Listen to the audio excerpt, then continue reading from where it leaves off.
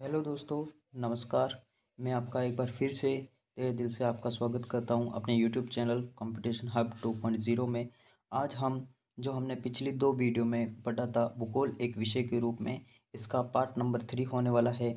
और आज इसमें हम पढ़ेंगे, इस पार्ट से संबंधित सभी महत्वपूर्ण प्रश्नों पर हम चर्चा करेंगे। तो चलो बिना किसी देरी के आ जाओ इस वीडियो में। तो इस वीडियो की हम शुरुआत करते हैं, जिसमें आज हम इसमें के होने वाले सभी इम्पोर्टेंट क्वेश्चनों का, सभी महत्वपूर्ण प्रश्नों का हम यहाँ पर अध्ययन करेंगे। और इसके बारे में हम जानेंगे कि भाई हमने पिछली दो वीडियो में क्या क्या सीखा है, तो इसके बारे में हम जानेंगे।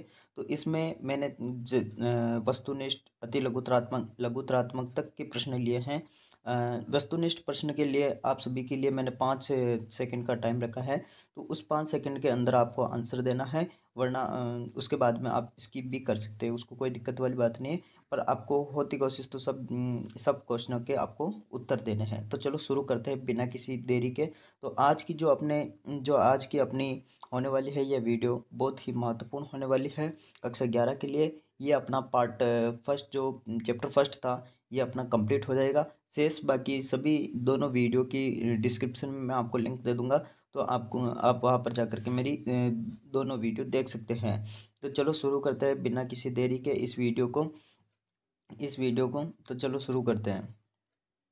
तो अब इस वीडियो के अंदर है भूगोल एक विषय के रूप में, पार्ट नंबर 3 होने वाला है। जैसे कि आपके सामने महत्वपूर्ण प्रश्न उत्तर हैं, तो इन पर प्रश्न उत्तरों पर हम बात करेंगे। तो चलो शुरू कर देते हैं इस वीडियो को। तो आपके सामने ये पहला प्रश्न दिख रहा होगा।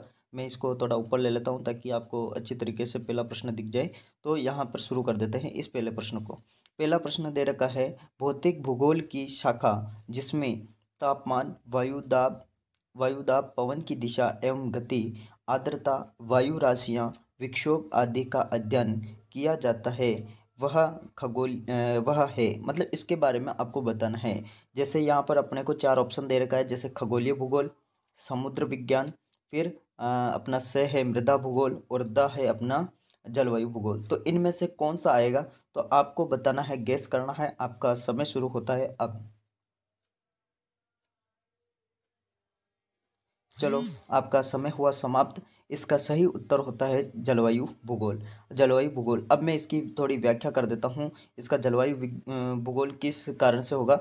देखो, भौतिक भूगोल की शाखा जिसमें तापमान जलवायु के अंदर आता है, वायुदाब, पवन की दिशा एवं गति, आर्द्रता, वायु राशियाँ, विक्षोभ, ये सभी है जो जलवायु से संबंधित है। इसलिए ये ऑप्शन नंबर डी अपना सही आंसर हो जाएगा। तो चलो अपन चलते हैं नेक्स्ट क्वेश्चन पर, जो क्वेश्चन है अपना दूसरा क्वेश्चन। अब दूसरे क्वेश्चन कह रहा है, वह घटक जो भौतिक भूगोल के अंग के रूप में विवादास्पद है। हमने जो कल वीडियो पढ़ी थी, उसमें हमने देखा था कि भाई जो कौन सा एक घटक है आपको बताना है जो विवादास्पद है, उस पर वैज्ञानिक एक मत नहीं है। तो आपके पास में फिर से वही 4 ऑप्शन है, 5 सेकंड का समय है। तो इसमें आपको बताना है कौन सा सही आंसर है। तो वायुमंडल ऑप्शन अ, ऑप्शन ब है जलमंडल, ऑप्शन स है स्थलमंडल, और ऑप्शन द है जैवमंडल। तो इनमें बताओ कौन सा सही है। आपका समय शुरू होता है अब। आपका समय हुआ समाप्त। इसका सही आंसर है जैवमंडल। कौन सा मंडल?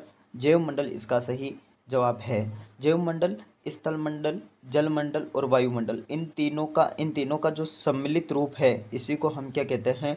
जैवमंडल कहते हैं। आई होप कि आपको समझ में आया होगा, आपको प्रश्न अच्छे लग रहे होंगे। तो चलो आगे चलते हैं अपन क्वेश्चन नंबर 3 पर। अब क्वेश्चन नंबर 3 आता है, भूगोल की 2 शाखाएं कौन कौन सी हैं? ये स्पष्ट सा है और छोटा सा क्वेश्चन उठा लिया है, बहुत अच्छा क्वेश्चन है। कृषि, अब देखो इसमें ऑप्शन आपके सामने वही 4 ऑप्शन दे रखे हैं। अ, कृषि भूगोल एवं आर्थिक भूगोल, ऑप्शन ब है भौतिक भूगोल और मानव भूगोल, ऑप्शन स है पादप भूगोल एवं जीव भूगोल, ऑप्शन द है मौसम भूगोल एवं जलवायु भूगोल। आपके सामने वही 5 सेकंड का समय है और आपका समय शुरू होता है अब।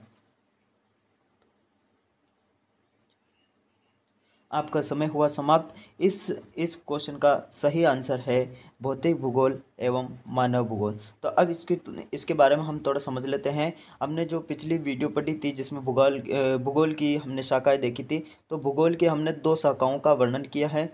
जो दो शाखाएं थी, एक तो थी भौतिक भूगोल, एक थी मानव भूगोल। भौतिक भूगोल के अंतर्गत जो हमारे जो भौतिक वातावरण आता है उसका अध्ययन किया जाता है, तथा मानव भूगोल के अंतर्गत मानव की क्रियाओं का अध्ययन किया जाता है ना। तो इसके बाद में अपन चलते हैं तीसरे क्वेश्चन पर। तीसरा क्वेश्चन हो गया। अब चलते हैं अपन चौथे क्वेश्चन पर। चौथा क्वेश्चन क्या कह रहा है? चौथा क्वेश्चन क्या कह रहा है ये देखना है अपन को। चौथा क्वेश्चन कहता है कि भाई किस भूगोलवेता ने भूगोल ज्योग्राफी शब्द का सर्वप्रथम प्रयोग किया है? किस वैज्ञानिक भूगोलवेता का नाम पूछा जा रहा है? वह कौन सा भूगोलवेता था जिसने सबसे पहले ज्योग्राफी शब्द का प्रयोग किया था? तो आपके सामने चार ऑप्शन। अ है इरेटोस्थनीज, ब है हेरोडाइट्स, सा है स्ट्रेबो और द है टॉलमी। तो आपके पास चार ऑप्शन हो गए और आपका समय शुरू होता है अब। आपका समय हुआ समाप्त। इसका सही आंसर है इरेटोस्थनीज। अब इसकी व्याख्या कर लेते हैं। इस भूगोलवेता ने, इरेटोस्थनीज नामक भूगोलवेता ने सन 276 से 194 ईस्वी के बीच में, ईसा पूर्व के बीच में, जो भूगोल के लिए हैं वो इरेटोस्थनीज ने शब्द, भूगोल शब्द का नाम लिया था। तो आई होप कि आपको वीडियो अच्छी लग रही होगी। तो चलो आगे चलते हैं नेक्स्ट अपने क्वेश्चन पर। और नेक्स्ट अपना क्वेश्चन है पांचवा क्वेश्चन, जो है पृथ्वी की आयु मानी जाती है। पृथ्वी की आयु के बारे में बताना है। यह हमने पिछली वीडियो में पढ़ लिया था। तो यहाँ पर शुरू होता है 4.8 अरब वर्ष, ऑप्शन ब 5.0 अरब वर्ष, ऑप्शन स है 4.6 अरब वर्ष और ऑप्शन द है 3.9 अरब वर्ष। तो सही उत्तर आपको बताना है। आपका समय शुरू होता है अब। हाँ, तो आपका सही आंसर है ऑप्शन नंबर से 4.6 अरब वर्ष, है ना। पृथ्वी की आयु 4.6 अरब वर्ष है। हमने फर्स्ट ही वीडियो में, जो इसका पार्ट फर्स्ट था, तो इसमें हमने पृथ्वी के बारे में थोड़ा बहुत जानकारी जुटाई थी। तो चलो चलते हैं अपने नेक्स्ट क्वेश्चन के ऊपर। जो नेक्स्ट क्वेश्चन से पहले यहाँ पर इन सब के उत्तर दे रखे हैं, आपके कितने क्या सही हुए, तो इनसे आप मिलान कर लीजिए, ठीक है। अब चलते हैं अपन अति लघुतरात्मक प्रश्न में, जिसका उत्तर हमें 2 से 3 लाइनों में देना है।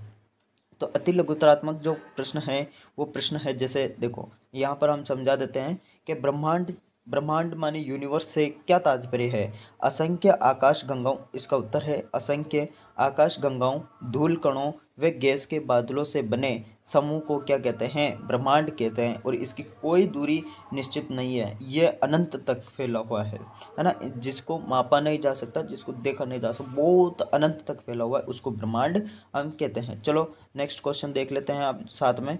सातवां क्वेश्चन है हमारे पास में, सौर मंडल, सोलर सिस्टम से क्या तात्पर्य है ना। तो इसके बारे में अपन को बताना है। इसका उत्तर है आकाश गंगा में स्थित ऐसा तंत्र, ऐसा तंत्र माने, तंत्र का मतलब जैसे अपन परिवार है ना, तो परिवार के अंदर अंतर्गत कितने आते हैं, परिवार के कार्य क्या है, तो ये एक ऐसा सिस्टम बन जाता है ना। तो इसी को ही तंत्र कहा जाता है। तो सोलर सिस्टम, सोलर सिस्टम की बात हो रही है, तो जैसे सौर परिवार, जैसे अपना परिवार वैसे ही सौर परिवार है। सौर मंडल को सौर परिवार भी कहते हैं। आकाश गंगा में स्थित ऐसा तंत्र जिसमें एक तारा होता है, जिसके चारों ओर ग्रह, उपग्रह, क्षुद्र ग्रह, क्षुद्र ग्रह से मतलब है एस्ट्रॉइड, है ना। जो एस्ट्रॉइड की पट्टी होती है, क्षुद्र ग्रह बेल्ट होता है, तो उसके बीच में अपने जैसे मंगल और बृहस्पति के बीच में ये क्षुद्र ग्रह पट्टिका पाई जाती है। उसके बाद में आता है धूमकेतु, जिसे पुच्छल तारा के नाम से भी जाना जाता है। तो इन सभी को मिला करके क्या बनता है? अपना सौर मंडल बनता है। इसके बाद में अपन चलते हैं क्वेश्चन नंबर 8 पर। क्वेश्चन नंबर 8 है, दुग्ध मेखला मिल्की वे किसे कहते हैं? मिल्की वे से आप क्या समझते हैं, इसके बारे में बताना है।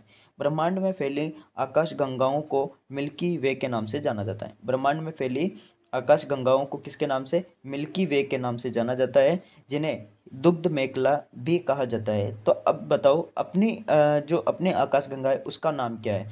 तो उसका नाम बता देता हूँ। उसका नाम है मंदाकिनी। अपनी आकाश गंगा का नाम क्या है? मंदाकिनी नाम है। और अपने जो पड़ोस में एक और आकाश गंगा है, जो हमसे 2.5 प्रकाश वर्ष दूर है, तो उसका नाम है एड्रोमेडा। क्या नाम है? एड्रोमेडा है, हमारी नज़दीकी आकाश गंगा है। तो चलो चलते हैं अपने नेक्स्ट क्वेश्चन के ऊपर। तो अपना नेक्स्ट क्वेश्चन है, जैवमंडल से आप क्या समझते हैं? जैवमंडल, वायुमंडल, जलमंडल, स्थलमंडल, इन तीनों का संतुलित क्षेत्र को जैवमंडल कहा जाता है। जैसे मैंने पिछली वीडियो में बताया है कि भाई ये तो हो गया जलमंडल, ये स्थलमंडल और ये वायुमंडल है ना। तो इन तीनों का जो ये मिश्रित रूप है, जो तीनों का ये भाग है, तो इसको हम क्या कहेंगे, संतुलित रूप को हम क्या कहेंगे, जैवमंडल कहेंगे, जहाँ पर असंख्य जीव निवास करते हैं, जिसमें हम भी हैं, पशुओं भी हैं, पक्षी भी हैं, सभी प्रकार के जीव इसके अंतर्गत आ जाते हैं। चलो चलते हैं अब नेक्स्ट क्वेश्चन पर। 10वां क्वेश्चन है, पृथ्वी तल से आप क्या समझते हैं। पृथ्वी तल स्थल मंडल की ऊपरी परत जिस पर हम निवास करते हैं उसको क्या कहते हैं, पृथ्वी तल कहते हैं, है ना। पृथ्वी तल किसको कहते हैं, स्थल मंडल की ऊपरी जो परत होती है उसको हम स्थल मंडल कहते हैं या पृथ्वी तल कहते हैं। अब इसके बाद में नेक्स्ट क्वेश्चन है, लघुतरात्मक प्रश्न शुरू हो जाते हैं। तो यहाँ पर देखिए, अपन लघुतरात्मक प्रश्न में अपने को ज़्यादा से ज़्यादा 5-6 लाइनें लिखनी होती हैं, है ना, जिसकी उत्तर सीमा 30 से 50 शब्द के बीच में होनी। प्रश्न क्या है, प्रश्न है भूगोल को परिभाषित कीजिए। अब अपने को भूगोल की परिभाषा लिखनी है। तो पाश्चात्य भूगोलवेताओं ने, उत्तर इसका, पाश्चात्य भूगोलवेताओं ने पृथ्वी को चपटा व तस्तरीनुमा मानकर अध्ययन किया। किस प्रकार से माना है, पृथ्वी का आकार तस्तरीनुमा या चपटा माना है, तथा भारतीय भूगोलवेताओं ने पृथ्वी को गोलाकार मानकर अध्ययन किया है। इसी कारण पृथ्वी के अध्ययन को ही क्या कहा जाता है, भूगोल कहा जाता है। मतलब पृथ्वी के विज्ञान को, पृथ्वी के अध्ययन को क्या कहा जाता है, भूगोल कहा जाता है। अब इसके बाद में नेक्स्ट अपना क्वेश्चन है, वो क्वेश्चन है अपना 12वां क्वेश्चन, जिसमें हम देख लेते हैं भूगोल के उद्देश्य बताइए। भूगोल के मुख्य उद्देश्य क्या है। तो यहाँ पर उत्तर दे रखा है, भूगोल का मुख्य उद्देश्य पृथ्वी की सतह, उसके प्राकृतिक और मानवीय तत्वों और उनके बीच के संबंधों का अध्ययन करना है। हमने पिछली वीडियो में बहुत अच्छी तरीके से इसको समझा है, ताकि हम दुनिया को बेहतर ढंग से समझ सकें और मानवीय जीवन को बेहतर बना सकें। तो आप इसमें अपनी इच्छा से 1-2 शब्द और भी ऐड कर सकते हैं, तो इसमें कोई दिक्कत वाली बात नहीं है ना। अब इसके बाद में आता है 13वां क्वेश्चन आता है, जिसमें पारदेशिक विभिन्नता से आप क्या समझते हैं, इसके बारे में समझाना है। तो पारदेशिक विभिन्नता का मतलब है किसी भौगोलिक क्षेत्र या क्षेत्र की विशिष्ट भौतिक और सांस्कृतिक विशेषताओं से है, भौतिक और सांस्कृतिक विशेषताओं के आधार पर उससे दूसरे से अलग करना, जो भूगोल का एक महत्वपूर्ण सिद्धांत है, उसको क्या कहते हैं, पारदेशिक विभिन्नता कहते हैं। पारदेशिक विभिन्नता क्षेत्र की विशेषता है ना, किसी क्षेत्र विशेष की संस्कृति होती है, तो उससे संबंधित उसका भूगोल होता है। भूगोल से संबंधित उसकी संस्कृति बनती है। तो इसके बाद में क्या है, भूगोल में पारदेशिक विभिन्नता किस प्रकार से होती है, ये देखना भी हमें जरूरी है। तो इसके बारे में हम देखते हैं, भूगोल में पारदेशिक विभिन्नता रीजनल वेरिएशन क्या होता है, पृथ्वी की सतह पर विभिन्न क्षेत्रों के बीच मौजूद अंतरों और विशिष्टताओं का अध्ययन करना, यह भूगोल का एक केंद्रीय सिद्धांत है जो हर क्षेत्र की विशिष्टता को क्या करता है, स्वीकार करता है। अब पृथ्वी की सतह पर अनेकों विशेषताएं पाई जाती हैं, अनेकों अंतर पाए जाते हैं। तो उन अंतरों का जो अध्ययन है वो पारदेशिक भूगोल के अंतर्गत किया जाता है। तो इसी को ही पारदेशिक विभिन्नता कहते हैं, है ना, रीजनल वेरिएशन कहते हैं। इन अंतरों का अध्ययन करना ही पारदेशिक भूगोल कहलाता है या पारदेशिक विभिन्नता कहलाती है। तो अब अपना जो 14वां क्वेश्चन है उसके बारे में देख लेते हैं। यह है, भौतिक भूगोल और मानव भूगोल में क्या अंतर है, हमको अंतर स्पष्ट करना है। स्पष्ट हम कर सकते हैं, भौतिक भूगोल पृथ्वी की प्राकृतिक विशेषताओं जैसे जलवायु, भू आकृति, मिट्टी आदि का अध्ययन करता है, जबकि मानव भूगोल मनुष्य और उनके पर्यावरण के बीच संबंधों जैसे कि मानव गतिविधियों, संस्कृति और अर्थव्यवस्था का अध्ययन करता है। इसको क्या कहते हैं, हम मानव भूगोल कहते हैं। भौतिक भूगोल में आपको पता चल गया होगा, स्थलमंडल, जलमंडल, वायुमंडल, है ना, इन सभी का, जैवमंडल, इन सभी का जो सम्मिलित करके अध्ययन किया जाता है उसको भौतिक भूगोल कहते हैं।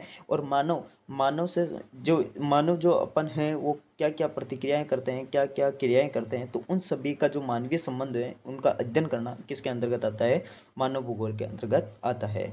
अब इसके बाद में अपन अंतिम प्रश्न की ओर बढ़ते हुए, ये है अंतरानुशासनिक विज्ञान से क्या तात्पर्य है ना, कि विज्ञान, अंतरानुशासनिक विज्ञान माने इंटर डिसिप्लिनरी साइंस का मतलब है ज्ञान के विभिन्न क्षेत्रों को एक साथ मिलाकर जटिल समस्याओं का समाधान खोजना, जहां एक से अधिक विषयों के विशेषज्ञ मिलकर काम करते हैं, उसको क्या कहते हैं, अंतरानुशासनिक विज्ञान कहते हैं। जैसे हम हैं, हमें कोई क्वेश्चन नहीं आ रहा है तो हम अपने दोस्तों से पूछते हैं, अपने पास पड़ोस से पूछते हैं।